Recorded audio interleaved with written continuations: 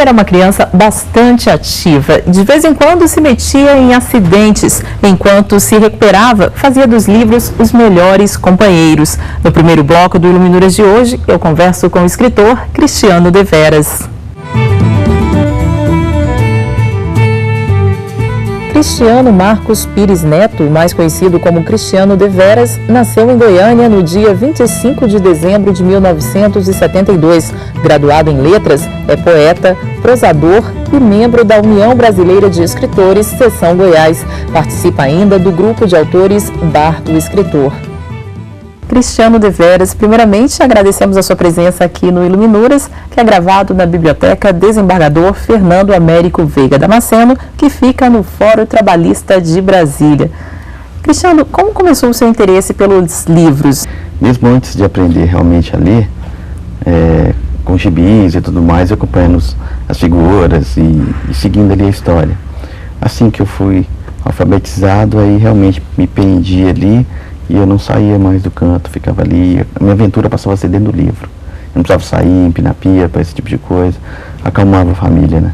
Com certeza. Agora, mesmo assim, você ainda passava o tempo também no interior, né, do estado de Goiás, você é de Goiânia, e ainda convalescendo, às vezes, precisava do livro também. Eu ia sempre para a fazenda dos tios, de parentes, né? Essa é uma tradição em Goiás, todo mundo tem algum pezinho no campo, né? E como também era aprontava bastante, vira e mexe eu estava machucado, convalescente, e dessa forma a melhor maneira de passar o tempo era lendo alguma coisa também. Eu lembro que a minha primeira fratura foi um braço. Eu fiquei aqui em Brasília, na casa de uma tia-avó, e ela tinha uma estante parecida com essa. E lá tinha a coleção do Júlio Verne. Foi o meu primeiro grande contato assim, com a literatura, de ficar seguindo obras do mesmo autor. E como que foi isso, assim? Quantos anos você tinha nessa época? Eu tinha por volta de 10 anos, uns 10, 11 anos. E como que foi essa transformação de leitor a escritor? Então, eu sempre gostava de inventar as histórias, mesmo quando eu não sabia ler. Eu tinha uma tia que lia as histórias para mim, ela era professora, e quando ela estava cansada, não conseguia mais ler, eu ficava chamando a atenção dela e eu passava a contar a história para ela, baseado nas figuras. E dali ela perguntava o que estava acontecendo e eu emendando uma coisa na outra, né? E criava histórias. Desde criança fui de criar histórias. Quando eu entrei para o colégio, né, quando começaram as aulas de redação, foi que começou mesmo a verve de soltar no papel. Agora, o interessante é que você não foi, na época de faculdade, para o mundo das letras primeiro, né? E sim para a filosofia. Por um acaso, destino, eu tentei o direito, acabei como segunda chamada na filosofia, gostei do curso e segui esse caminho, até que eu deixei tudo para montar um restaurante, mexer com noite. Foram 4 anos bem agitados. No final disso aí, como eu sempre escrevia e tudo mais, uma vez eu emprestei um computador para uma amiga, ela achou alguns contos, eu era um escritor de gaveta, só escrevia para mim. Ela insistiu que eu entrasse no concurso que vencia a Bolsa Hugo de Carvalho Ramos, que eu venci ele em 2006. Os livros de Cristiano Deveras, em sua maioria, foram escritos em momentos de descontração. E foi neste clima que surgiu o livro Balada do Homem Sem Nome e o poema Múltiplo.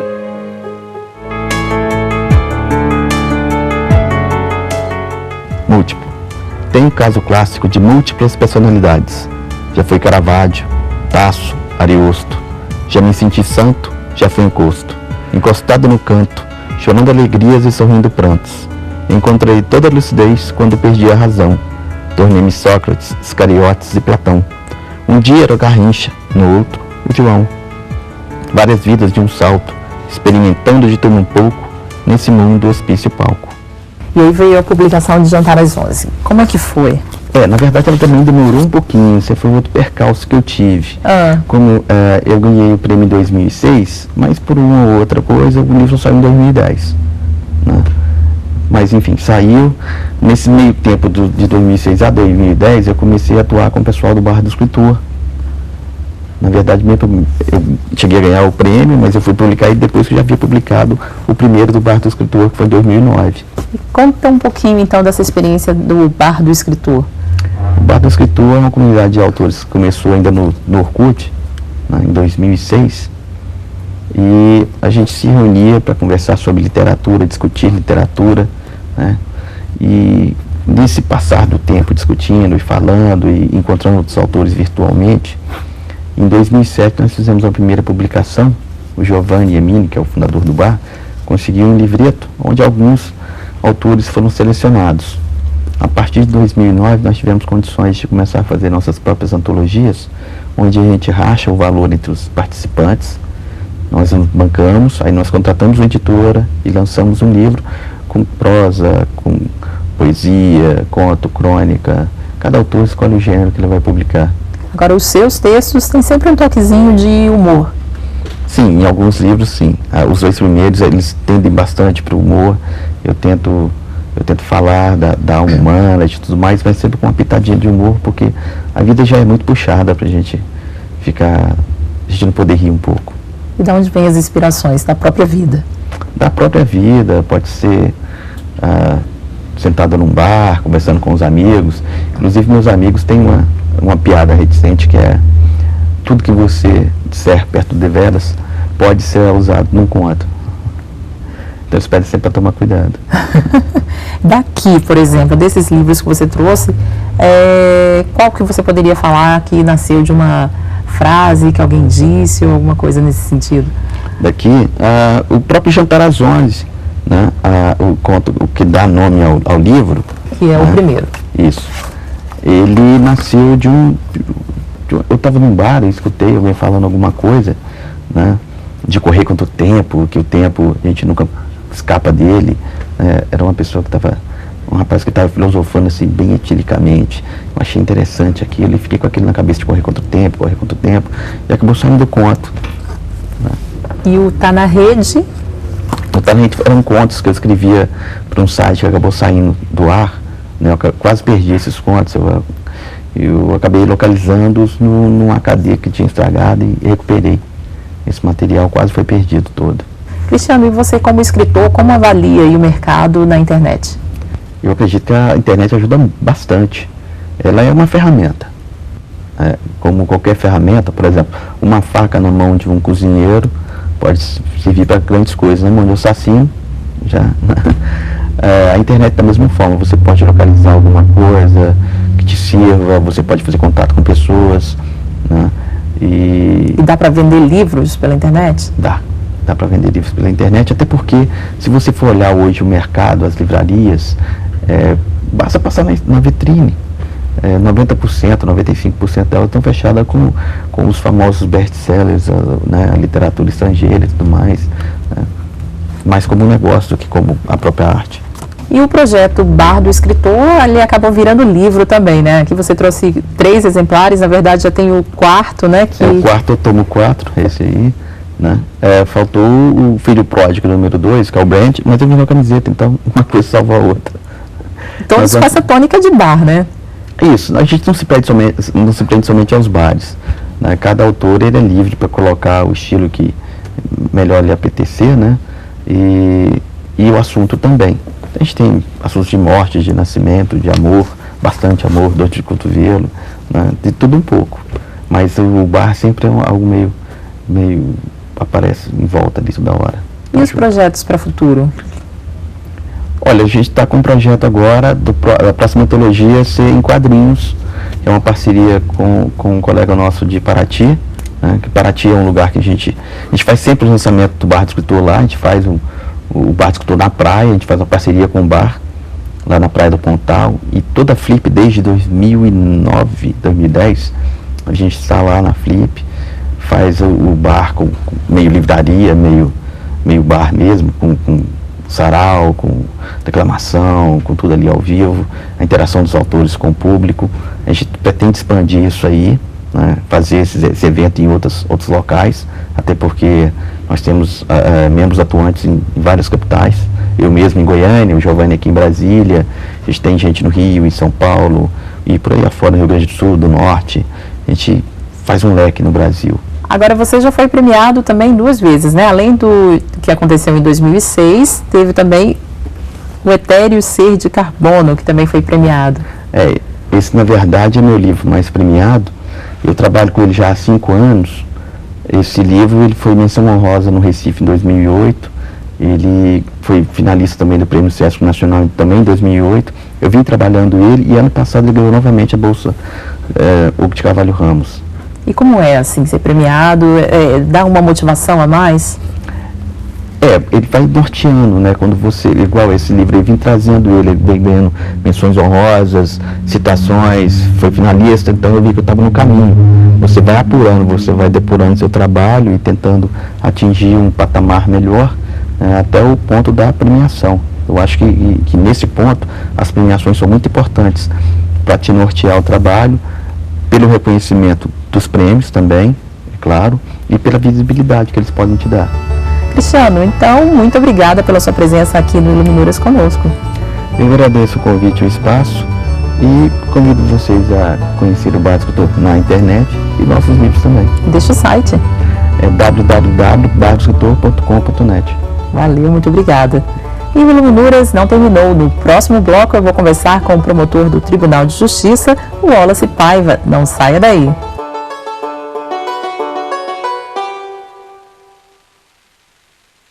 Ele nasceu em uma família amante das artes e logo cedo aprendeu a gostar da literatura.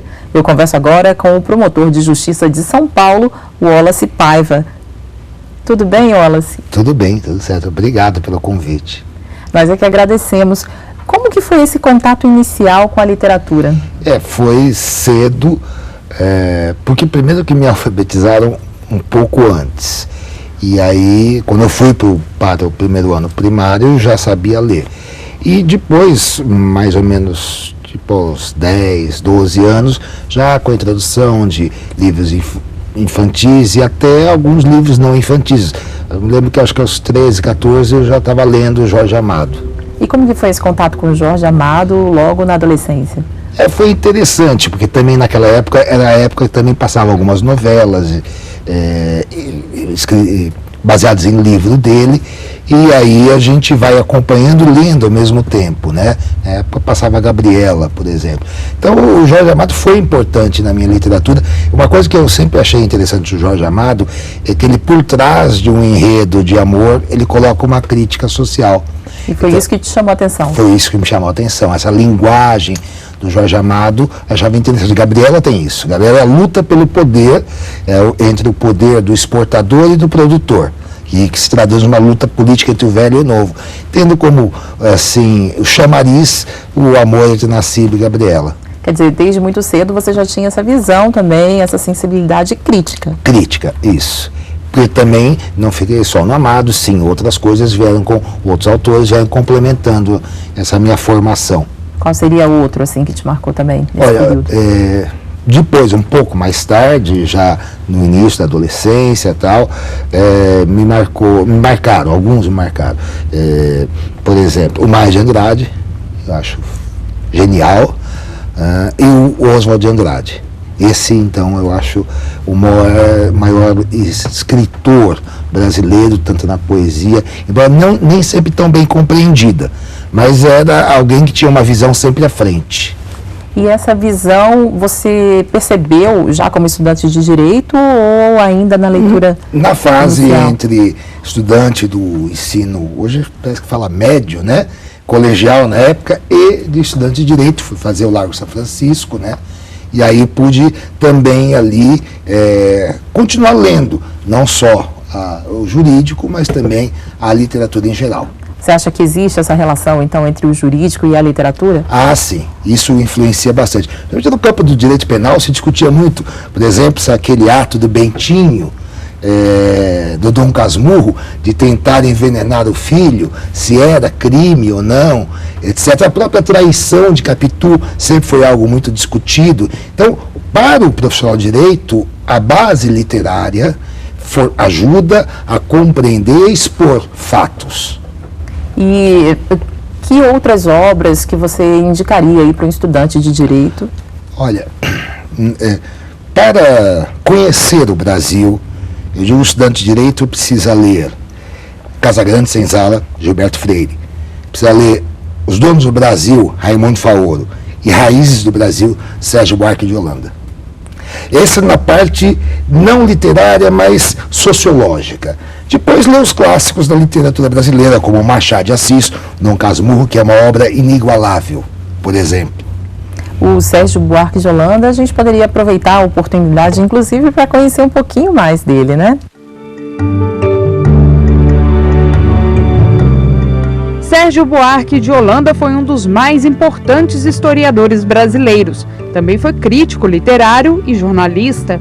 Nascido em São Paulo no dia 11 de julho de 1902, era filho de Cristóvão Buarque de Holanda e de Heloísa Buarque de Holanda.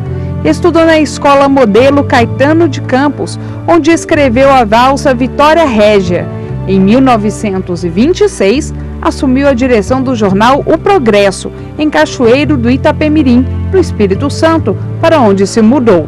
Em 1927, decidiu voltar para o Rio de Janeiro, passando a trabalhar na imprensa carioca como jornalista do Jornal do Brasil. Depois mudou-se para a Europa, onde trabalhou também como jornalista. Quando voltou para o Brasil, publicou sua obra-prima, considerada a mais importante já editada no Brasil, intitulada Raízes do Brasil. E como que é a sua leitura hoje, como promotora aí do Tribunal de Justiça de São Paulo? Dá tempo também de se dedicar aos livros literários, não apenas aos técnicos? Nem sempre. A gente, claro, vai arrumando tempo. Eu estava agora relendo as cartas de São Paulo, as epístolas de São Paulo, comecei a ler o Atos dos Apóstolos e até fazendo ligações de São Paulo com o direito. Quer dizer, um outro tipo de olhar. Que é interessante a literatura, isso, que você sempre pode ter um novo olhar a ler um livro que você já leu. Então, nem sempre se encontra tempo, a gente dá mais ênfase, mais atenção ao livro técnico. Mas quando você tem tempinho, sempre é uma delícia a gente ler algo da nossa literatura, principalmente a literatura brasileira, que é rica. E como que foi essa releitura aí das cartas? Interessante. Eu estava vendo outro dia uma passagem de São Paulo, em Atos dos Apóstolos, e ele falando, olha, eu tenho o direito de saber a acusação que me é feita. Ou seja, é a base do devido processo legal. É de uma importância, isso é que fundamenta, aliás, a própria doutrina social e jurídica romano-judaico-cristã. Agora, o senhor também tem livros escritos, né, já publicados. Não deu para trazer, mas fala um pouquinho sobre suas obras. Eu publiquei, primeiramente, um livro intitulado Probidade Administrativa, que é minha dissertação de mestrado, onde eu abordo o problema da corrupção. Depois, Transparência Administrativa, também na área de Direito Público, que é minha tese de doutorado, onde abordo a questão do acesso à informação, da participação, da fundamentação das decisões dos órgãos estatais. Tem um livro específico sobre remuneração de agentes públicos e participei e participo ainda com capítulos de livros de coletâneas organizadas por vários autores. E projetos para o futuro? Então, eu estou pensando em alguma coisa de escrever sobre o Ministério Público, a instituição do Ministério Público, seu regime jurídico, a emenda 45, alguma coisa assim. Tem um material sobre nepotismo já entregue à editora e então nunca paramos. Tá certo. E como que começou essa escolha sua pelo direito? Tem a ver também com essa facilidade e interesse pela literatura? Eu acho que sim. Na minha família não tinha ninguém vinculado diretamente ao direito, né? Mas eu acho que foi pelo gosto pela literatura. E de que forma, assim, que você acha que isso aconteceu? Olha, eu acho porque é no direito que se tem a forma de mais poder trabalhar a linguagem, de arquitetar, articular raciocínios, expondo uma tese para convencer alguém. E esse eu acho que é o trabalho que a literatura faz, passar uma ideia. E como foi a influência da sua família, já que ela era amante das artes, né? Como é essa ligação? Minha mãe gostava muito de leitura. Por exemplo, um livro que marcou ela muito, em razão também da fase que ela viveu, foi A Presença de Anita, de Mário Donato. Eu me lembro quando uma vez ela ficou adoentada, coitada, e eu acompanhei em casa, eu ficava lendo Castro Alves para ela. Minhas tias também gostavam muito de teatro, de literatura. Meu tio-avô incentivava muito isso.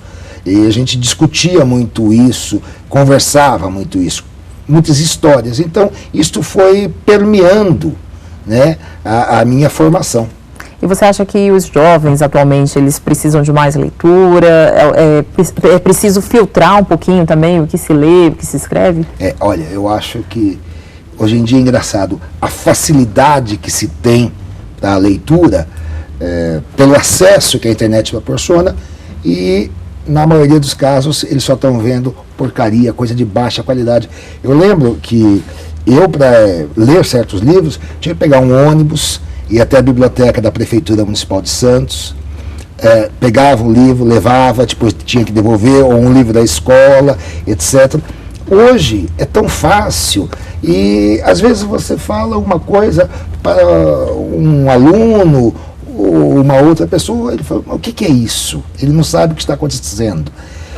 É lamentável, eu acho que precisa haver um reforço na escola da indicação e da exigência de leitura, seja ela no livro físico, seja no livro virtual. Porque não é a mídia, né? E sim um conteúdo. Exatamente.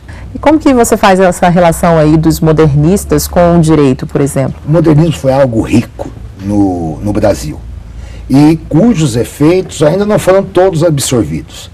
Mas, por exemplo, eu trago do Oswald de Andrade a seguinte frase, que está no Manifesto Antropófago: vivemos um direito sonâmbulo. O que quis Oswald, que era formado no Largo São Francisco, dizer com isso? Ele faz, em seus dois manifestos, tanto no Pau-Brasil quanto no Antropófago, uma crítica ao gabinetismo, ao formalismo do direito. Quando ele fala, naquela definição de direito, ele fala, quem me ensinou foi Galimatias. Galimatias quer dizer enrolação. Ali é um truque verbal do Oswald. Mas essa frase, vivemos um direito sonâmbulo, quer dizer que o nosso direito é aquele direito que vive andando, dormindo. E, em grande parte, porque o nosso direito, salvo raríssimas exceções, como o mandado de segurança, por exemplo, é uma cópia do direito europeu. Cadê a grande ideia jurídica brasileira, que saiu da nossa realidade? Sabe, falar de criminalidade na Alemanha é algo diferente de falar de criminalidade na América Latina. Você acha que deveria, então, haver Eu não sou xenófobo, ao contrário. Pressupondo o que disse o Oswald, vamos aproveitar o que veio de fora, comer, ingerir, mastigar, mas tendo os olhos na nossa realidade. Isso é que é importante. Ok, Wallace, muito obrigada pela sua presença aqui no Iluminuras. Eu que agradeço. E o Iluminuras fica por aqui, mas você pode rever os programas no site da TV Justiça. Acesse www.tvjustiça.jus.br. E na semana que vem, você já sabe, temos um encontro marcado com o direito e a literatura. Até mais!